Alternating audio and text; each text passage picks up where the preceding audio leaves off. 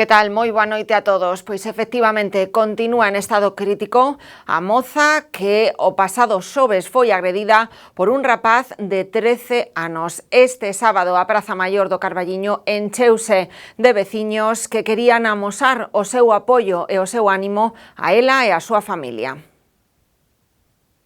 O pasado xoves o Carballiño conmocionábase ao facerse público o suceso que acontecía nunha vivenda das rúas Tureses.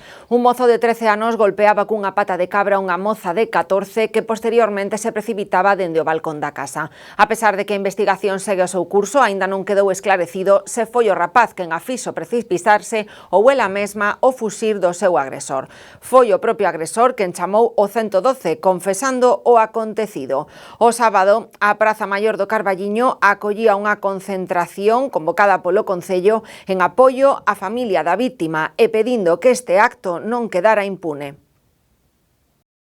Simplemente decir que vamos a amosar a nosa repulsa á violencia o apoio ás familias. Simplemente moito máis non hai que decir, que, bueno, pois desde as institucións intentar tomar medidas para que estas cousas non volvan a suceder. Vamos guardar un minuto de silencio e gracias a todos pola vosa asistencia.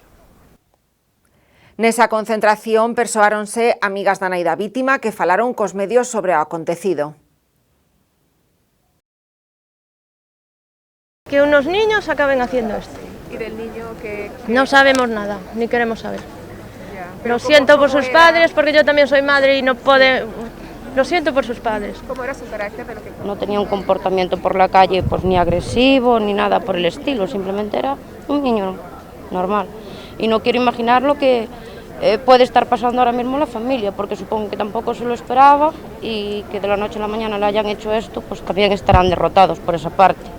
Nosotros estamos dando muchísimo apoyo a nuestra amiga porque ahora mismo su situación no es la mejor que digamos, pero bueno, también llegamos a entender lo que puede llegar a pasar, lo que debe estar sufriendo la familia del niño. Nadie se espera lo que pueda pasar y menos que eso, que has quedado varias veces con la misma persona y has ido a jugar y todo y que en un momento dado pues ha pasado una desgracia. ¿Ellos no estaban en el mismo centro educativo? Sí, la evolución es crítica, fue operada, tenemos 72 horas desde la operación, dicen que hay un hilo de esperanza muy fino y la familia lo que pide es justicia, pero justicia para que en algún momento esto no le vuelva a pasar a ninguna otra madre, que la ley del menor se pudiera reformar de alguna manera para que esto no quede impune, aunque tenga que ser a través de esto, aunque esto haya sido el principio de poder cambiar algo, para que no le pase a nadie más.